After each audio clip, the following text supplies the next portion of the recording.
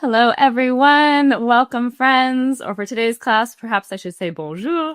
And that is all the French you're probably going to hear me speak today, because unfortunately, while my pen can mimic the language, my brain and mouth have not learned the beauty of the French language.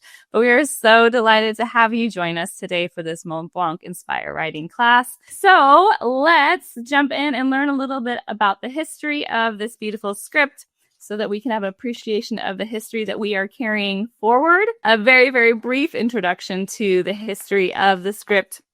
And it comes from French ronde. So in the 16th century, kind of as it grew out of Gothic cursive, and each individual country there in Europe kind of had its own flair and its own variation on Gothic cursive.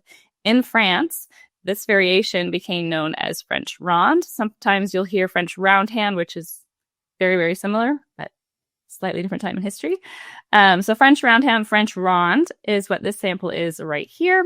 And you can see some of the similarities. I guess I put that relatively small, so imagine you can make it a little bit bigger. But some of the similarities and the characteristics that we're going to be seeing in our script today is these very round. So ronde translates to circular or round in French. So very rounded shapes, and also very upright, straight lines. So you can see that even in this older script that was the basis that the more modern French handwriting or French cursive was built off of.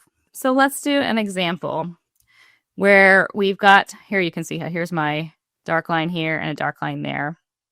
Typically, actually, my guidelines in these handouts are pretty big, so you can see and practice.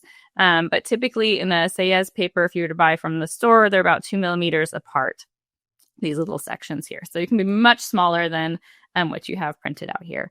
But most of the lowercase letters like A, E, I, O, and U are going to fall within that one section there, okay? Like so. I'm doing this quickly. Then we've got capitals and the tall ascenders that are going to be 3 sections high. So like that C that we just looked at, like that, or the L's, we're going to go up 3. There are a few ascenders like the T and the D that are going to just go up 2, but we'll talk about that individually. And then descenders, they are quite long compared to what I'm used to doing. So for a Q or a P, it's going all the way down 2 sections. It seems really long to me, but overall it looks really proportionate. So we're going to pay attention to those proportions. Our main slant, as I referred to before, is that 90 degrees. So that's how we're going to get really upright letters. If you've learned another form of cursive, maybe you took the American cursive class with us, where we have much more slanted letters, we are not going to be doing that for French cursive. It can be written at a slant, but usually it is more upright. But it gets tricky when we've got loopy letters that are going to come out, but then when they come down, that back side of the loop will still be on that 90-degree slant. The other slant that we're going to be aware of is the connecting strokes. So again, I will talk more about this in detail, but in between our letters, if I were to write the word little, I'm kind of over-exaggerate this one, I can have this second angle here of where the letters connect. We can either be really rounded or really angled. So here it's about a 45-degree angle in between there.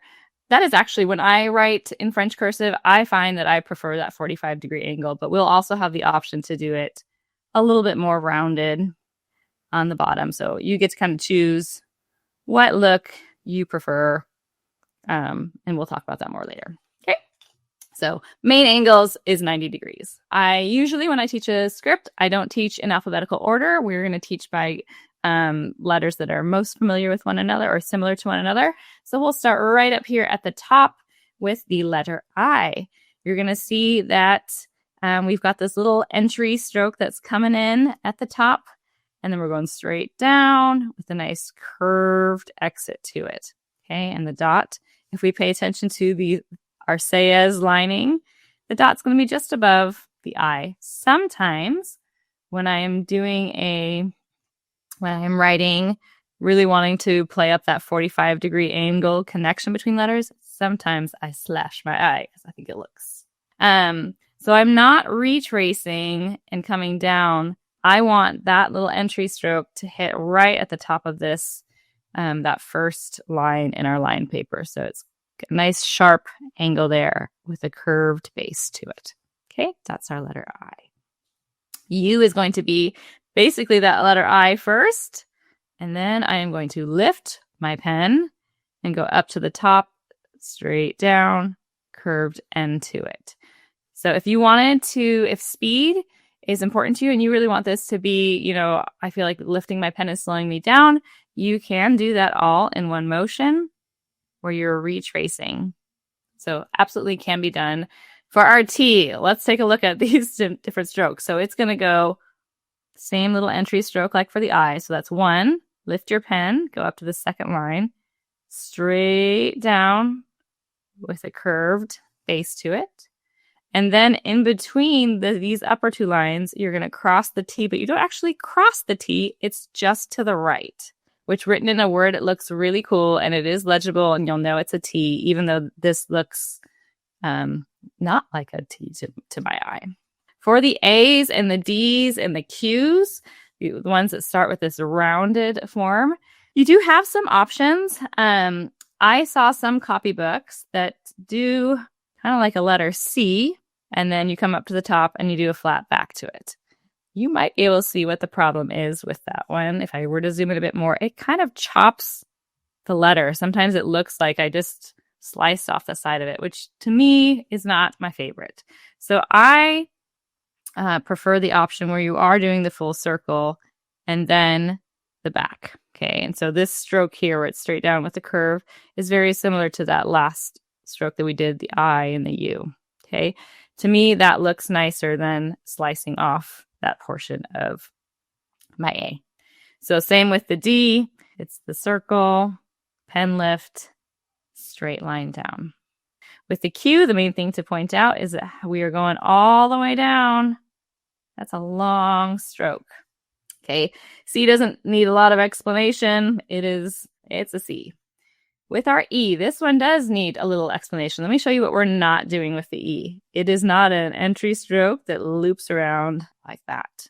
The French E changes direction, where it's going to have that little entry stroke that a lot of our letters have, but then it's changing direction. It's coming parallel to the baseline before coming around.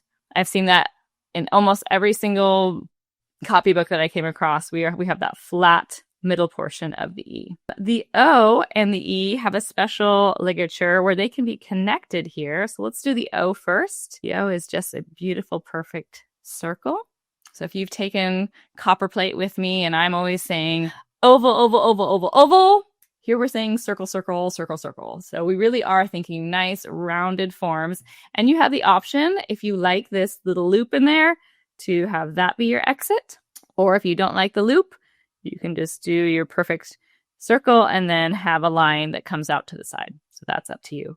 But if we are going to do this special OE connection, let's like the word Noel, for example, we've got our O here. Instead of coming out to our E, we're coming that horizontal line and then they're touching. Oops, that was not beautifully done. I over exaggerated there. But here we have those two are connected in the word Noel. N here, so the M, P, and the M, what they have in common is this overturn, okay? And the thing we're going to keep in mind with that is we're going straight down here, and we're not coming out like that. See how it kind of starts from the bottom and it's going at an angle? We are going to keep that nice curved, rounded top. So think about it having come out higher up on the letter form there. So this can be a nice rounded top to the N. P is similar, where P starts with a stroke kind of like our letter I, where it's that angled stroke. Like the Q, it's going to go all the way down to that second line, that descender line. And then like our N, it's going to come. So I would lift my pen at the bottom there. Don't retrace all of that. Lift your pen. You come up to the top, a nice rounded stroke there. And we are not closing the loop. So we are not doing this, and then coming out, okay? We are going to leave it like that. And it's another one of those unique forms that just looks really stylistic and cool. M is similar, so we're going to do that curved base stroke with straight lines. We're going to go same thing, stop here, and I will lift.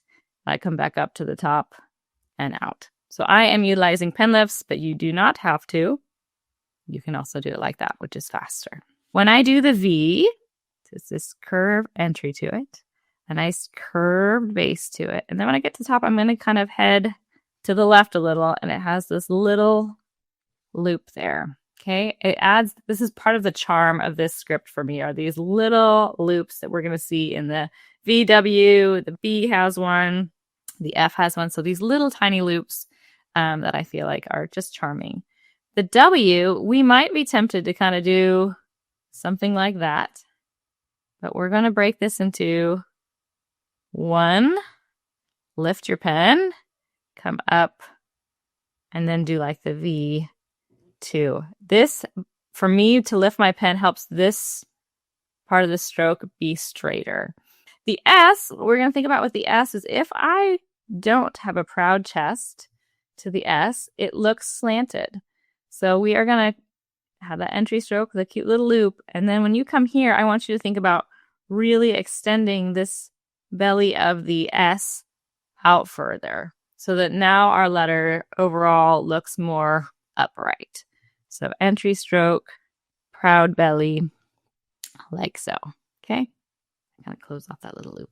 The R, all of these are too cool to skip. Okay, R, we've got a little loop that goes above that header line and then a flat top, down, and curve. You will see R's also done where they start kind of like the I, where it's up higher like this. So we're going to have that L, that if you want to practice along, kind of have the entry stroke come here so that you can have this guideline as your backbone. We're going to loop out up to that third line, and then we're going to pull straight down with a nice curved base to it, okay? Same for that H. We're going to loop out, nice straight back to it, and then just like the M and the N, we're going to have a nice curved top and out, okay? With the B, the only thing that we're going to need to call out here is kind of like we do that L, straight back, nice curved base, but like the V and the W, up here, we curve back in slightly and have one of those cute little loops added to it.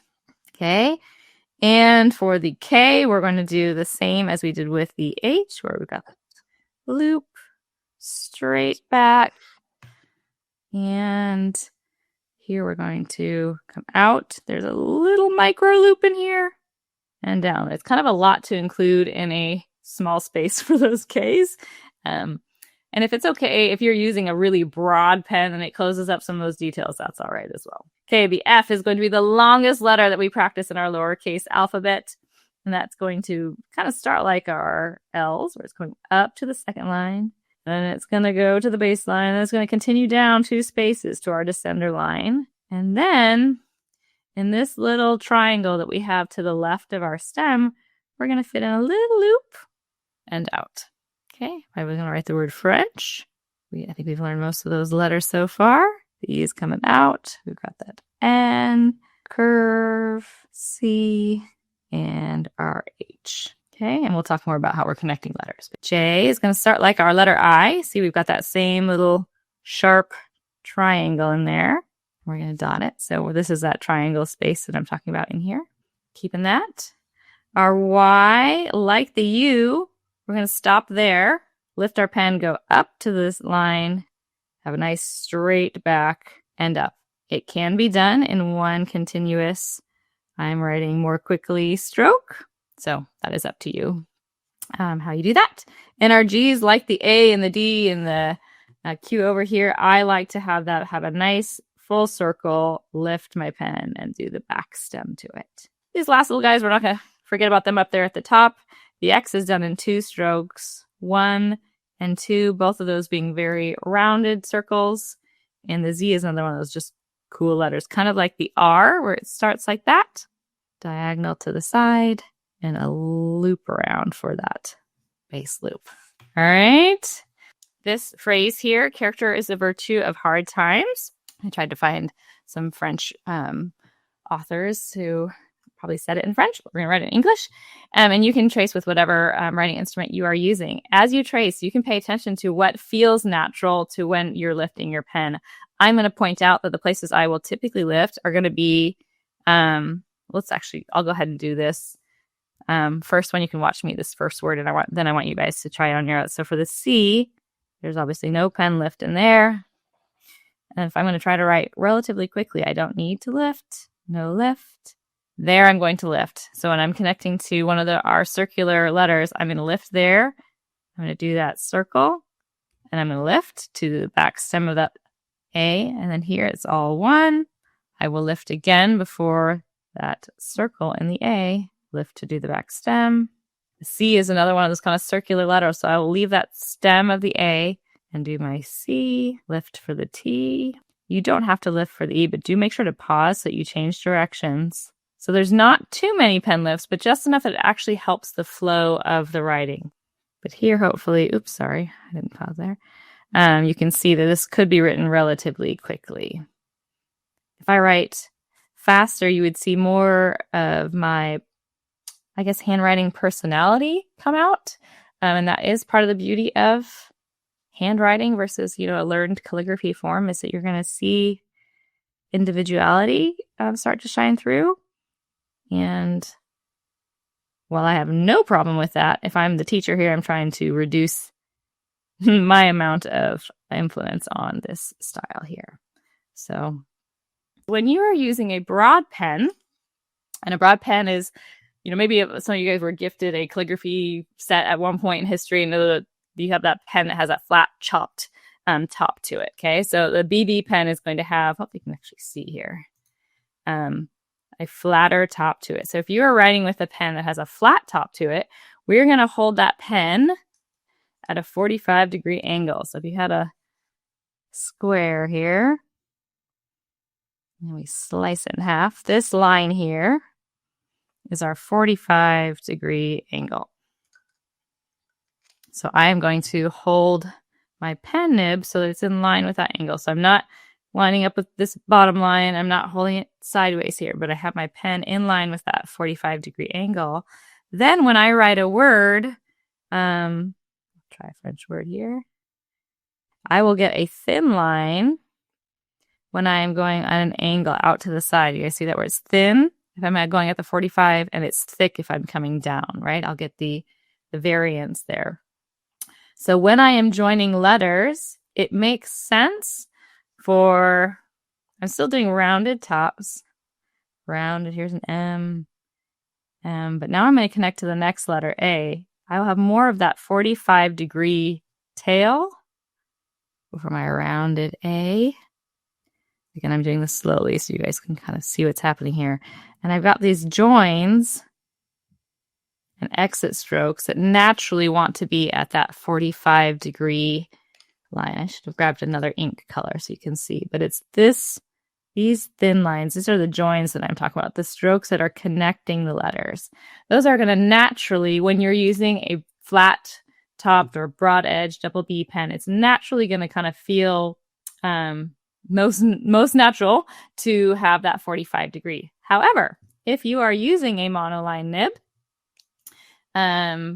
which could be like a fine, a medium, just could be a ballpoint pen, whatever, you can also, if you really like to play up kind of more of that rounded look, you can have more rounded connection strokes. So here at the bottom of my L, I'm going to leave that rounded.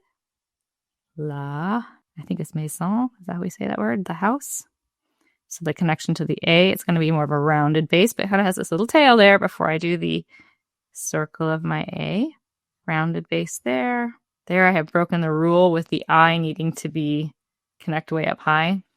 So you will see both variations, and it's up to you if you like kind of that rounded base or if you want more of that angled look. Okay, so those are our joins. All of our letters that we just showed you on the previous page, they have these natural little tails that are already worked into the letter. That's how you're naturally going to connect it to another letter. If it is like one of the You can see here in the O, the exit stroke's up higher, but it's still going to connect through to the next letter. Just like if this was a letter T, there's our little tail of the T and our N, or the O to the N. Doesn't really matter if it connects up the top or down below for that. We use our little exit stroke of the one to connect to the next letter for our joins. Bye.